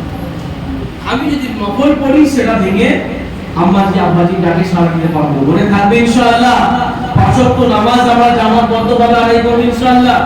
দেখুন, এই ফরজ নামাজ যদি আমাদের অন্তর থেকে ছেড়ে যায়, যদি কেউ কন্টিনিউ করে তার জন্য তো খুব আসান, আর যদি কেউ কন্টিনিউ না করে তার জন্য এই ফরজ নামাজটা অনেক ভারী, এত ভারী লাগবে যে সে করতেই পারবে না। আর যদি একজন ব্যক্তি ফরজ নামাজটা ধরে নিতে পারে, তাহলে কিন্তু দেখবেন তার জিন্দেগি থেকে, আমলি জিন্দেগি থেকে কিন্তু অটোমেটিক গুনাহ ঝরে চলে যাচ্ছে। লক্ষ্য করে দেখবেন, আপনার রোজা বলেন, আপনার হজ বলেন, আপনার যাকাত বলেন, যা কিছু আছে এটা কিন্তু মানুষের জিন্দেগিতে সবসময় আসে না। কিন্তু এই পাঁচ ওয়াক্ত নামাজ যেটা আছে এটা কিন্তু ঈমানের পরে একটা বিশাল গুরুত্বপূর্ণ দায়িত্ব, মানে দায়িত্বপূর্ণ একটা গুরুত্ব ইবাদত। আপনার রোজাটা দুনিয়ার বুকে নাজিল করা হয়েছে, হজটা দুনিয়ার বুকে নাজিল করা হয়েছে, যাকাতটা আল্লাহ পাক দুনিয়ার বুকে দিয়েছেন, যা কিছু ইবাদত আমরা পেয়েছি সব দুনিয়ার বুকে। কিন্তু নামাজের ব্যাপার যখন এসেছে, আল্লাহ পাক আল্লাহর হাবিবকে নিজের কাছে ডেকে নিয়েছেন, সেটাও কোরআনে আল্লাহ পাক বলে দিয়েছেন, সুবহানাল্লাযী আসরা বিআবদিহি লাইলাম মিনাল মাসজিদিল হারাম ইলাল মাসজিদিল আকসা। আল্লাহর হাবিবকে আল্লাহ রাব্বুল আলামিন নিজের কাছে ডেকে নিলেন। আল্লাহ পাক আল্লাহর হাবিবকে নিজের কাছে ডেকে নিলেন। রাসূলুল্লাহ সাল্লাল্লাহু আলাইহি ওয়াসাল্লাম মসজিদে হারাম থেকে মসজিদে আকসায় চলে গেলেন। মসজিদে আকসা থেকে জান্নাতি সাওয়ারি দ্বারা আল্লাহ রাসূল সাল্লাল্লাহু আলাইহি ওয়াসাল্লাম প্রথম আসমানে গেলেন, দ্বিতীয় আসমানে গেলেন, তৃতীয় আসমানে গেলেন, এইভাবে সপ্তম আসমানে রাসূলুল্লাহ সাল্লাল্লাহু আলাইহি ওয়াসাল্লাম পৌঁছে গেলেন। এমনকি সিদরাতুল মুনতাহাতে পৌঁছে গেলেন। সিদরাতুল মুনতাহাতে যাওয়ার পরে জিবরাইল ফেরেশতা, আল্লাহর ওহী যিনি আনেন তিনি হচ্ছেন জিবরাইল ফেরেশতা, মানে তাকে বলা হয় জিবরিল আমিন। জিবরাইল ফেরেশতা আল্লাহর হাবিবকে বলছেন, ইয়া রাসূলুল্লাহ, হাবিবাল্লাহ, এই সিদরাতুল মুনতাহার পরে আমার যাওয়ার অধিকার নেই। আমি যদি এই সিদরাতুল মুনতাহার পরে আমি কদম ফেলি, আল্লাহর নূরের তাজাল্লিতে আমি জিবরাইল পুরো সারখার হয়ে যাবে। ইয়া রাসূলুল্লাহ, আপনি নিজে আপনার আল্লাহর কাছে চলে যান। আল্লাহ রাসূল সাল্লাল্লাহু আলাইহি ওয়াসাল্লাম আল্লাহ পাকের দিদারের জন্য কদম বাড়ালেন। আল্লাহ রাব্বুল আলামিন রাসূলুল্লাহকে বলেন, ইয়া রাসূলুল্লাহ, হাবিবাল্লাহ, আমার বন্ধু, আমার হাবিব, আমার জন্য কি তুমি নিয়ে এসেছো?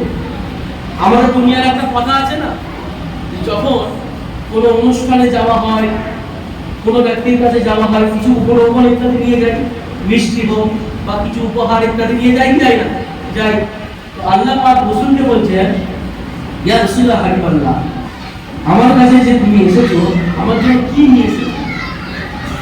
আল্লাহ রাসূল সাল্লাল্লাহু আলাইহি ওয়াসাল্লাম তখন বললেন, আত-তাহিয়াতু লিল্লাহি ওয়াস-সালাওয়াতু ওয়াত-তাইয়্যিবাত। কি বললেন? আত-তাহিয়াত আমরা নামাজের মধ্যে পড়ি, এই আত-তাহিয়াত আমরা সেই মিরাজ থেকে পেয়েছি। এই আত-তাহিয়াত আমরা সেই মিরাজ থেকে পেয়েছি, মিরাজ থেকে। আল্লাহর হাবিবকে যখন আল্লাহ পাক বললেন, আমার জন্য আল্লাহ, আমার হাবিব তুমি কি নিয়ে এসেছো? আল্লাহর হাবিব বললেন, আত-তাহিয়াতু লিল্লাহি ওয়াস-সালাওয়াতু ওয়াত-তাইয়্যিবাত। ও আল্লাহ পাক, যা কিছু উপাসনা আরাধনা ইবাদত বন্দেগী করেছি, সেটা জায়েরি হোক, সেটা বাতিল হোক, সেটা বাদানি হোক, সেটা কওলি হোক, যা কিছু আমি ইবাদত করেছি কেবলমাত্র তোমার জন্য করেছি। কি বললেন? কেবলমাত্র তোমার জন্য করেছি। আত-তাহিয়াতু লিল্লাহি ওয়াস-সালাওয়াতু ওয়াত-তাইয়্যিবাত। আসসালাম, তবে কি আছে বলুন? আসসালামু আলাইকা আইয়ুহান নাবিয়্যু ওয়া রাহমাতুল্লাহি ওয়া বারাকাতুহু। আল্লাহ পাক বললেন আসসালামু আলাইকা আইয়ুহান নাবিয়্যু ওয়া রাহমাতুল্লাহি ওয়া বারাকাতুহু। আল্লাহ পাক বললেন আসসালামু আলাইকা, তোমার উপরে আমার শান্তি বর্ষিত হোক, আমার রহমত বর্ষিত হোক। আইয়ুহান নাবিয়্যু ওয়া রাহমাতুল্লাহি ওয়া বারাকাতুহু, রহমত এবং বরকত তোমার উপরে বর্ষিত হোক হে আমার রাসূল। কে বললেন? আল্লাহ রাব্বুল আলামিন। রাসূলুল্লাহ সাল্লাল্লাহু আলাইহি সাল্লাম তখন মনে মনে ভাবছেন যে আল্লাহ পাক আমাকে বরকত দিচ্ছেন, আল্লাহ পাক আমাকে রহমত দিচ্ছেন, এই বরকত রহমত আমি নবীজি পাচ্ছি, কিন্তু আমার উম্মত কি এই রহমত বরকত থেকে মাহরুম হয়ে যাবে? মিরাজে গেছেন, আল্লাহর সাথে সাক্ষাৎ করছে নবী আমার, কিন্তু উম্মতের কথা বলেননি। সেখানে গিয়ে উম্মতের কথা মনে রেখেছেন যে আল্লাহ পাক রহমত দিয়েছেন, বরকত দিয়েছেন, শান্তি দিয়েছেন। এত বড় রহমত, এত বড় বরকত, এত বড় শান্তি থেকে আমার উম্মত বঞ্চিত হয়ে যাবে। আল্লাহ পাক ইন্নাল্লাহা আলা কুল্লি শাইইন কাদির, আল্লাহ পাক সমস্ত ক্ষমতার মালিক, আল্লাহ পাক অন্তর্যামী, অন্তরের খবর জানেন। আল্লাহ পাক রাসূলুল্লাহ সাল্লাল্লাহু আলাইহি ওয়াসাল্লামের অন্তরের ভাবনা আল্লাহ পাক জেনে নিলেন যে নবী আমার উম্মতের কথা ভাবছে। তখন সাথে সাথে পড়া হলো আসসালামু আলাইনা ওয়া আলা ইবাদিল্লাহিস সালিহিন। আসসালামু আলাইনা, ওগো নবী, তোমার যারা নেক সালেহ বান্দা আছে, উম্মত আছে, আমার যারা নেক সালেহ বান্দা আছে, তোমার উম্মত আছে, তাদের উপরেও এই রহমত বরকত আমি নাযিল করলাম। বলুন না সুবহানাল্লাহ, সুবহানাল্লাহ, সুবহানাল্লাহ, নারে তাকবীর, নারে তাকবীর, নারে তাকবীর। আল-কোরআনের আলো, আল-কোরআনের আলো, আল-হাদিসের আলো, আল-হাদিসের আলো। বিশ্ব নবী দিবস, বিশ্ব নবী দিবস, নারে তাকবীর। নবী আমার সেখানে কি ভাবছেন এত বড় রহমত বরকত থেকে আমার উপর বঞ্চিত হয়ে যাবে। আল্লাহ পাক বললেন যে নবী আমার উম্মত করছে। আল্লাহ পাক বললেন আসসালামু আলাইনা ওয়া আলা ইবাদিল্লাহিস সালিহিন। ওগো নবী, খাবার আমার দরকার নেই, আমার যে সমস্ত নেক সালেহ বান্দা যারা আমার হুকুম তোমার তরিকায় চলবে, সেই নেক সালেহ নামাজি মুসল্লি যারা বান্দা হবে, তাদের উপরে এই শান্তি, সালামতি, বরকত, রহমত আমি আল্লাহ নাযিল করলাম। সুবহানাল্লাহ। তারপরে পড়া হলো আশহাদু আল্লা ইলাহা ইল্লাল্লাহ ওয়া আশহাদু আন্না মুহাম্মাদান আবদুহু ওয়া রাসূলুহু। এটা কি আত-তাহিয়াত, আত-তাহিয়াতু লিল্লাহি ওয়াস সালাওয়াতু ওয়াত তাইয়্যিবাত। আসসালামু আলাইকা আইয়ুহান নাবিয়্যু ওয়া রাহমাতুল্লাহি ওয়া বারাকাতুহু। আসসালামু আলাইনা ওয়া আলা ইবাদিল্লাহিস সালিহিন। আশহাদু আল্লা ইলাহা ইল্লাল্লাহ ওয়া আশহাদু আন্না মুহাম্মাদান আবদুহু ওয়া রাসূলুহু। এটা আল্লাহর সাথে সাক্ষাৎ হওয়ার সময় মিরাজে ঘটনা ঘটেছে, আর সেটা আল্লাহ পাক আত-তাহিয়াতে বসে পড়তে বলেছেন। আল্লাহর হাবিবকে বলে দিয়েছেন তোমার উম্মতকে বলে দাও, এসে বলে দাও, উম্মতকে বলে দাও যে এটা যেন নামাজে তারা পড়ে, এটা যেন কোথায় পড়ে? নামাজে পড়ে। রাসূলুল্লাহ সাল্লাল্লাহু আলাইহি ওয়াসাল্লামকে আল্লাহ পাক জান্নাত জাহান্নাম শের করাবার পরে, ভ্রমণ করাবার পরে 50 ওয়াক্ত নামাজ দিয়েছিলেন। কত ওয়াক্তে? 50 ওয়াক্তে। আল্লাহ রাসূল সাল্লাল্লাহু আলাইহি ওয়াসাল্লাম 50 ওয়াক্ত নামাজ পেয়ে খুশি হয়ে গেছেন, নিয়ে আসছেন। মুসা নবীর সাথে দেখা, সংক্ষিপ্ত আকারে বলছি, বুঝি চলে এসেছেন। মুসা নবীর সাথে দেখা, মুসা নবী বললেন আমার উম্মতের জন্য 2 ওয়াক্ত নামাজ দিয়েছিল, আমার উম্মত সঠিকভাবে আদায় করতে পারেনি, তোমার উম্মত 50 কিভাবে আদায় করবে? যাও কমিয়ে নিয়ে এসো। এইভাবে কমাতে কমাতে কমাতে কমাতে এইভাবে কমাতে কমাতে সংক্ষিপ্ত আকারে বলছি, এদিকে মনে হচ্ছে ভাই কমাতে কমাতে কত হলো? 5 ওয়াক্ত নামাজে এলো।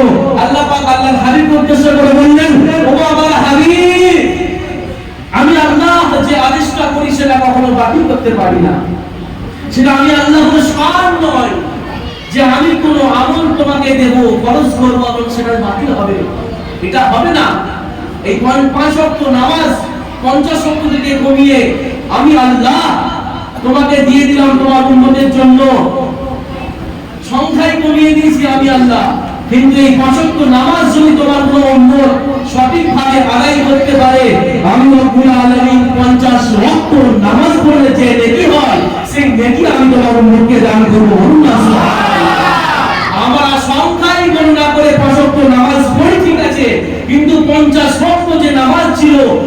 50 ওয়াক্ত নামাজের নেকি আমরা পাই। বলুন না সুবহানাল্লাহ। কেন বলা যাবে না? সেজন্য আমরা নামাজ পড়ব ইনশাআল্লাহ। যে কথা বললাম নবী সিরাতে, নবী সুন্নাত নিয়ে, আল্লাহর হুকুম নিয়ে, পিতামাতাকে কেন্দ্র করে আমল করব ইনশাআল্লাহ। বলবো ইনশাআল্লাহ। আল্লাহ রাব্বুল আলামিন আমাদের সকলকে শোনার থেকে, জানার থেকে বেশি বেশি আমল করার তৌফিক দান করুন। প্রথমে আমাকে আল্লাহ পাক তৌফিক দেন, তার সাথে সাথে সকলকে তৌফিক দান করি। আল্লাহুম্মা আমিন। আগামীতে সময় সুযোগ করে বিস্তারিত আলোচনা হবে ইনশাআল্লাহ। এখনের মধ্যে এখানে সংক্ষিপ্ত বক্তব্য শেষ। ওয়া আখিরু দাওয়ানা আলহামদুলিল্লাহি রাব্বিল আলামিন। দরুদ শরীফ